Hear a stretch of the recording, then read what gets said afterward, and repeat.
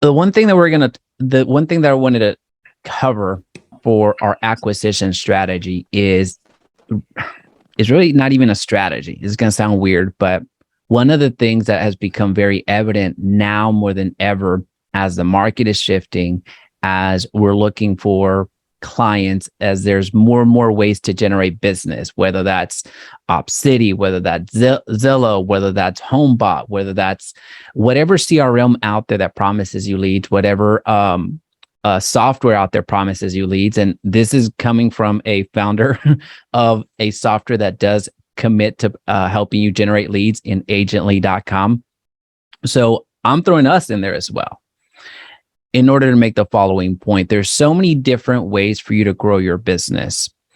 And with that, the challenge becomes simplifying and really going a mile deep in strategies that you're, one, able to implement, two, willing to implement, and three, having the patience, dedication, and repetition to continue doing it over and over again. So I guess the title of this talk, the title of this TED Talk is really simplifying your business.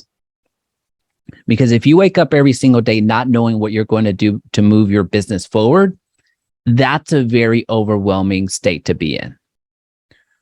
Right. So how many of you, just to get a glimpse, hopefully I'm not the only one, but how many of you, just to get a glimpse, you don't have to unmute yourselves or call yourselves out like that. But how many of you would say that at least 3 days out of the week, you wake up without necessarily knowing what's next? I'm going to go ahead and put me, because that happens to me more than 3 days actually. But one of those things that we really want to hone in on, I'm throwing myself in here again. This is more of I should be looking at a mirror instead of a camera, because this is an opportunity for all of us to hit a little reset button and simplify what we're doing. Simplify what we're going to be doing every single day, because once you have that, once you have 1, 2, 3, 4, 5 things that you're going to do in a single day, the larger the list, the less likely that you're going to do it, and especially do it well. So I'll give you an example of what that looks like. And this is a shift that I just very recently made. I would say in the last 2 to 3 weeks. I know that the only thing that I have to accomplish outside of, my program meetings is I need to be in front of the camera. Not because I'm meaning good looking or a very good orator or anything, but it's because that's what's going to move my business forward. The moment that I'll take that to the completion. So that is the biggest return on investment that I can have. And the reason being is because my channel of distribution is YouTube. Now I've introduced different channels to increase the brand awareness and all that other fun stuff. But my channel is in distribution is YouTube. So every opportunity that I get, I need to be in front of the camera, because it's the only thing that I am not willing to outsource. I could easily do it, pay somebody to do a voiceover, pay an actor, pay someone to actually do the video for me. But that's the one thing that I'm not willing to delegate or farm out. So for me, the one thing that needs to happen every single day is this camera needs to be on, and I need to be recording. That's the only goal. I don't have to worry about editing. I was talking about, before we started going, I was mentioning to Ashley that we ended up hiring 2 additional editors. One almost exclusively for Ashley, but the other, we have a good set of editors that really helps us out. So the editing is taken care of. Even the script writing is taken care of. The setting up of the videos is taken care of. So I have a queue here that I just click on the next video to make, and I'm making it. Then it goes into the next queue where the editor takes over.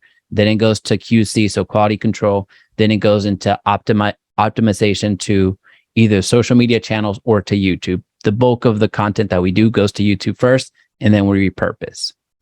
Now, I give you that direct example because that's what's important for me in my business. Now, for you, it can look different. So for you, it could be the highest return on investment in your business is calling. So are you positioning your business in a way to where when you're ready to go, whether that's 8 in the morning, 9 in the morning, 10 in the, whenever you're calling, are you positioning yourself to go from 9 to 11, fully going all out and getting those calls in?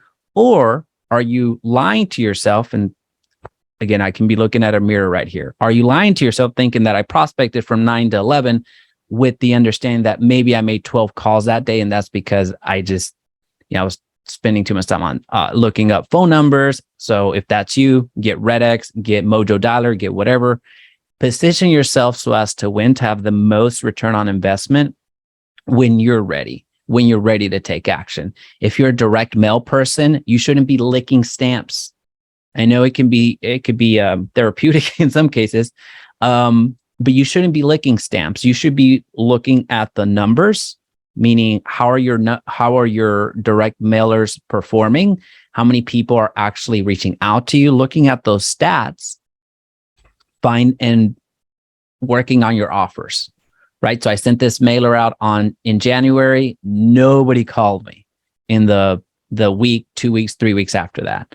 The next month, don't send the same mailer. Try another hook. Try another offer. You need to be tinkering with that. And I'm giving you just direct examples because I know everyone is prospecting differently. We need to have important metrics in place so we can continue improving in our business. Because often what happens is we do direct mail for one piece in March or whenever you send it. April, you're already on to something else. Direct mail doesn't work. Let's try Facebook ads. And then the next month, guess what's going to happen? I got 100 leads. There's all the phone numbers are wrong. All the emails are wrong. I'm going to go and do Google ads. And then we go and go and go and go and go. So we're spending our time going a mile wide, but are not spending enough time going a mile deep. If you're a sphere of influence type of person, if you're trying to get, and these are rough numbers, it just depends on how you run your business. But one of the numbers that I've always heard, especially from a few agents that are doing some massive numbers that I highly respect, they're looking for every 12 contacts, like solid contacts in their sphere, they need 2 pieces of business from them. So 2 transactions from them, not directly from them always, because that's very tough, but working that relationship to where they get referrals from that database. So those are the numbers that they've always shared with me whenever we've done coaching, whenever we've done different things together. So for every 12 contacts in your database, and I mean actual contacts that know you, some of them may like you and some of them may trust you, but they at least know you. So that's the criteria here. We're not talking about 12 online leads. That's a different conversation, right? So if you're looking for metrics, if you want to adopt that in your sphere of influence and what you would consider your sphere of influence, adopt that metric that some very high producing agents that are selling 500 to 800 homes a year, depending on the year, that's what they're working with, right? So for every 12 contacts, you expect two transactions from those 12. They work more of a referral business, right? So that'll let you know if you have those numbers and you're trying to hit 24 transactions this year, well, now you know how many actual people in your sphere of influence you need. If you're trying to hit 100 transactions this year, using those numbers or any numbers that you start adopting for your business, now you know which targets to hit. Now you know how much time we're going to be spending cultivating that relationship, really building that relationship to where we can actually get somebody reaching out to us, either them directly or them referring us. But then we also have another bucket where, hey, I need 300 contacts. I need 400 contacts in my CRM. I only have 200. If I'm going to make that goal of whatever it is for you, then I need to double that.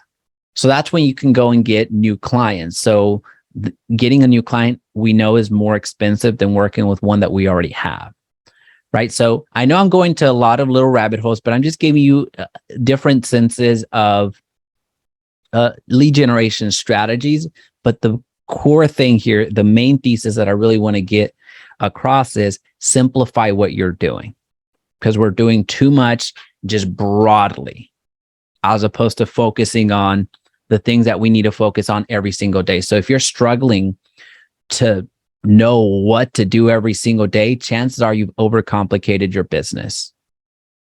Right. So, and Ian, I think you say it way better than I do in terms of, it's about finding someone to have a conversation with or something. What do you say?